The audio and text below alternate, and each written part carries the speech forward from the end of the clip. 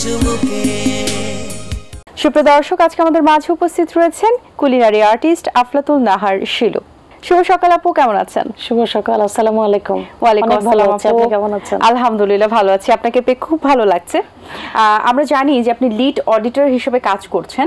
এই কাজ এবং এই যোগ্যতা কিভাবে অর্জন করলেন এবং এই কাজগুলো কিভাবে পরিচালিত করছেন, এটা একটু শুরুতে জেনে নিতে চাই। আসলে আমি গত জানুয়ারিতে এই কোর্সটা কমপ্লিট করি। এটা হচ্ছে ISO 22000। তো এটা হচ্ছে FSMS, food safety management system. সেখানকার একজন লিড অডিটর হিসাবে আমি কোর্সটা করেছি। এটা যেটা হচ্ছে যে ইন্ডাস্ট্রি বেসড আর কি, ইন্ডাস্ট্রিতে কাজ করার যে সুযোগগুলো আছে, বিভিন্ন কোম্পানি যে বড় বড় ইন্ডাস্ট্রি যেগুলো আছে, ফুড ইন্ডাস্ট্রি, সেগুলোতে হচ্ছে অডিটর হিসাবে কাজ করার সুযোগ আমি পেয়েছি আর কি। তো সেই কোর্সটাই আমি সম্পন্ন করেছি, যেটা ডিপ্লোমা কোর্স। এবং এই কোর্সটা করতে আসলে অনেক কষ্ট করতে হয়েছে। কেন? অনেক টাফ ছিল আসলে, রিয়েলি টাফ। কারণ এখানে হচ্ছে যে 6 মাসের কোর্স আসলে এটা, কিন্তু 1 মাসে ওনারা কমপ্লিট করিয়েছেন। সেটা ফাস্ট কেন করিয়েছেন? আসলে এখন তো সবাই একটু ফাস্ট যেতেই চায়, মানে এত ধৈর্য ধরে এতদিন পর্যন্ত কোর্স 1 মাসে করাটা তো ভেরি চ্যালেঞ্জিং এবং অনেক কিছু জানারও তো একটা ব্যাপার থাকে। খুবই চ্যালেঞ্জিং, মানে অনেক বেশি কিছু মাথায় নিতে হয়েছিল।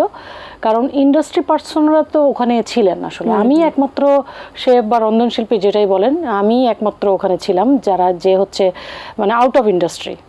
আর সবাই ছিলেন হচ্ছে ইন্ডাস্ট্রির একদম রুট লেভেলের লোকজন, যারা ইন্ডাস্ট্রিতে একদম, যেখানে হয়তো আমাদের সাধারণ মানুষের প্রবেশ নিষেধ, সেই এরিয়ার লোকজন ওখানে ছিলেন।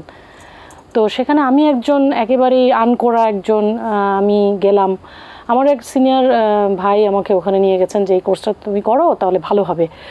তো পরে ওনারাও খুব খুশি, আমি দেখলাম যে ইনস্টিটিউট থেকে আমি করেছি, ওনারা খুব খুশি হয়েছেন যে আসলে আমরা কোনো শেফ বা রন্ধনশিল্পীকে এ পর্যন্ত পাইনি, আপনাকে ফার্স্ট টাইম পেলাম।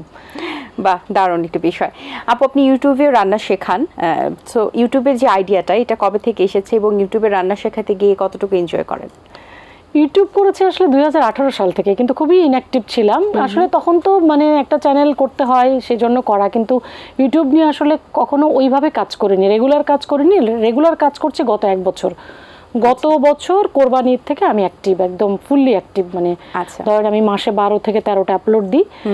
সেটার জন্য এটাও খুব চ্যালেঞ্জিং কাজ, কারণ এত ইউটিউবের মাঝখানে, এত রান্নার চ্যানেলের মাঝখানে আসলে টিকে থাকাটা খুব কঠিন। তারপরে আমি ধৈর্য ধরে এটা করে যাচ্ছি। এবং আপনি যেটা বললেন যে শেখানো, হ্যাঁ, এটা টিউটোরিয়াল বেসড, কিন্তু মানে আমি কোর্স মানে এটা করি, এরকম ভিডিওগুলো করি এইভাবে যাতে মানুষ কিছু শিখতে পারে। মানে টাইম, টেম্পারেচার, টেকনিক, মেথড এবং সব কিছু, প্রিপারেশন, প্রিপারেশন সব কিছুই আমি খুব এলাবোরেটলি বলি। এবং কোন রান্নার ফ্লেমটা কখন, কোথায়, কিভাবে থাকবে, সেটাও আমি এলাবোরেটলি বলার চেষ্টা করি, যাতে আমার যারা স্টুডেন্ট আছে, আমি যেহেতু ট্রেনার হিসেবে কাজ করছি বিভিন্ন প্রতিষ্ঠানে, তো আমি যেহেতু আমার স্টুডেন্টরা বলে যে ম্যাম আপনার ওখান থেকে আমরা দেখে অনেক কিছু শিখতে পারছি। এবং আমি প্রতি থার্সডেতে কিছু টিপস দেওয়ার চেষ্টা করি। হয়তো এভরি থার্সডে পারি না, কিন্তু চেষ্টা করি যে থার্সডেতে কিছু কুলিনারি টিপস দেওয়ার জন্য, শেফস টিপস হিসাবে ওটা যাচ্ছে। আচ্ছা, এটা করতে গেলেও তো অনেক কিছু প্রয়োজন হয়, জিনিসপত্র প্রয়োজন হয়, রান্নার অনেক টুকিটাকি জিনিস দরকার হয়, সেগুলো আপনি কিভাবে কালেক্ট করেন? আসলে আমার তো একটা কমার্শিয়াল ক্যাটারিং হাউস আছে, তো সেখানে যেহেতু সব কিছুই সেট আপ আছে, একদম কমার্শিয়াল। ওটা কিন্তু হোম ক্যাটারিং না, বাইরে, আমার বাসার বাইরে। তো এটা 2018 সালে আমি এস্টাবলিশ করি, যখন আমি প্রফেশনাল শেফ কোর্স করে যখন বাংলাদেশ কারিগরি শিক্ষা বোর্ডের লেভেল 1টা করি। ইন দ্য মিন টাইম আমার ক্যাটারিং হাউসটা এস্টাবলিশ হয়। তো সেখানে আমার সমস্ত সেট আপই আছে। আর ইউটিউব করার জন্য আসলে না রেগুলারই আসলে কোনো কিছু কেনা হয়, ইকুইপমেন্ট বলেন, ইউটেন্সিলস বলেন, টুলস বলেন, এগুলো শখের বিষয়, এগুলো কেনা হয়ে যায়। কারণ প্রতি পর্বেই দেখাচ্ছে একই রকম ইউটেন্সিল, দেখাতে ভালো লাগে না, একটু নিজের মধ্যে নতুনত্ব আনার জন্য এটা কেনা হয়ে যায়। আরেকটা হচ্ছে যে ইউটিউব করার জন্য আমাকে প্রচুর পড়াশোনা করতে হয়। আপনি একটি বই লিখেছেন রিসেন্টলি, সেই বইটি সম্পর্কে একটু জানতে চাই। আমার আসলে 3টা বই বের হয়েছে বইমেলায়। এটা গত বছরের বের করা বই, বেদনার কোরাস। এটা 100 কবিতা নিয়ে এই বইটা বের হয়েছে। আসলে এখানে সব কিছুই আছে, মানে বিষয়ভিত্তিক কিছু বিষয় আছে, আবার ধরেন ব্যক্তিগত কিছু বিষয় আছে। যেমন আমার মাকে নিয়ে লেখা কবিতা আছে, আমার হাজব্যান্ডকে নিয়ে লেখা কবিতা আছে, আমার বাচ্চাদের নিয়ে লেখা কবিতা আছে, এরপরে আমার বাসায় যে পাখির বাসা আছে সেটাকে নিয়েও লেখা আছে। তো সব মিলিয়ে আর কি, দেশ নিয়ে লেখা আছে, আচ্ছা, হ্যাঁ, প্রকৃতি নিয়ে লেখা আছে, প্রেম নিয়ে লেখা আছে, সবকিছুই। আপু আপনার তো ক্যাটারিং এর বিজনেস রয়েছে, সেটা আমরা জানি, পাশাপাশি আপনি মশলার বিজনেসও আছে।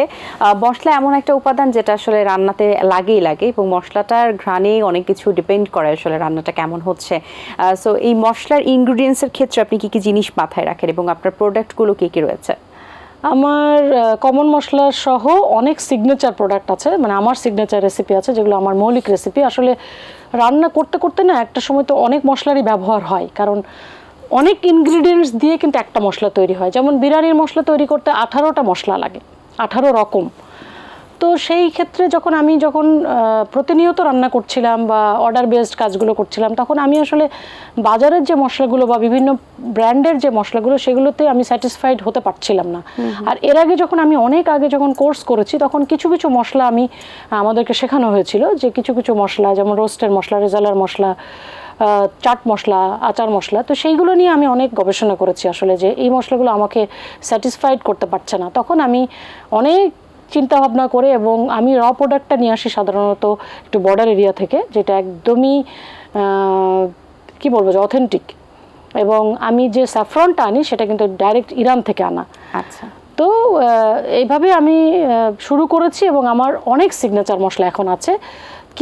কয়েকটা নাম আমি বলি, যেটা যেমন বিরিয়ানির মশলা, এবং সবজি বিরিয়ানির একটা মশলা আছে যেটা খুবই ইউনিক। এটা আমার মনে হয় যে বাজারে তো কোথাও নাই, আমার মনে হয় যে কেউই এটাকে ইন্ট্রোডিউস করেনি, যেটা আমি সবজি বিরিয়ানির মশলাটা আমি ইন্ট্রোডিউস করেছি, যেটা সবজি রান্নাতেও করা যাবে, আবার সবজি বিরিয়ানিও আমি অনেকবার করে দেখিয়েছি, আমার ইউটিউব চ্যানেলেও আছে, সেখানে আমি ব্যবহার করি। সেটার যে সুঘ্রাণ এবং সেটার যে টেস্ট আসলে একদমই ডিফারেন্ট। তো সেগুলো আমি করার চেষ্টা করেছি। এছাড়া চাট মশলা আছে, আচারের মশলা আছে, মুড়ি মাখানো মশলা আছে। তো সব কিছু মিলিয়ে অনেক বড় একটা সমাহার এই মশলার ক্ষেত্রে আমি আছি। এবং সিঙ্গেল যে মশলা কিছু আছে, আমার যে অগ্রজ যারা আছেন তাদের মধ্যে কেউ কেউ বলেছিলেন যে তুমি সিঙ্গেল মশলা নিয়ে কাজ করো, যেমন জয়ফলের গুঁড়া বা জয়ত্রীর গুঁড়া বা তেজপাতার গুঁড়া বা সরিষা গুঁড়া, এই জিনিসগুলো অনেকে করতে পারে না, বা অনেকের কাছে এটা খুবই বিরক্তিকর মনে হয় রান্না করতে গেলে, কিন্তু লাগে। কালো গোলমরিচের গুঁড়া, সাদা গোলমরিচের গুঁড়া, এই বিষয়গুলো, যেমন ভাজা জিরার গুঁড়া প্রতিদিনই আমাদের লাগে, কিন্তু আমরা ভাজা জিরার গুঁড়াটা আসলে যে সঠিক টেম্পারেচারে যে ড্রাই করতে হয়, মানে টেলে নিতে হয়, ওই টেম্পারেচারটা আসলে মেনটেন করাটা খুব কঠিন, মানে খুব মনোযোগের বিষয় এটা। মানে একদম মচমচে হবে কিন্তু কালার চেঞ্জ হবে না, এবং ঝরঝরে যে মশলাটা, সেই মশলাটা আসলে আমার কাছে পাওয়া যায়। আচ্ছা, বাহ, অসংখ্য ধন্যবাদ আপু, আপনাকে অনেক ভালো লাগে আপনার সাথে কথা বলে, বরাবরের মতো আজও ভালো লেগেছে, অনেক কিছু জানতে পেরেছি। অনেক শুভকামনা রইল আপনার জন্য, ভালো থাকবেন সবসময়। এটিএন বাংলার সকল দর্শক এবং কলাকুশলী শুভানুধ্যায়ীদের জন্য আমার অনেক অনেক শুভেচ্ছা, ভালোবাসা। এখানে আসতে পেরে এবং আপনাদের আমন্ত্রণে সাড়া পেয়ে আমি আসলে নিজেকে গর্বিত মনে করি। ধন্যবাদ সবাইকে। দর্শক, আশা করছি আজকের আয়োজন ভালো লেগেছে। আজ এই পর্যন্ত, দেখা হবে আগামী পর্বে। সেই পর্যন্ত ভালো থাকবেন, সুস্থ থাকবেন, আল্লাহ হাফেজ। দিন আসে দিন যায়, সময়টা চলে যায়, তবু আছি এই বেশ ভালো। জীবনটা রঙময়, যেভাবেই হওয়া চাই, নয় কবু সাদা কালো। এই আশাতে স্বপ্ন ভাসে, সুখ হাসে চোখে মুখে, চায়ের চুমুকে।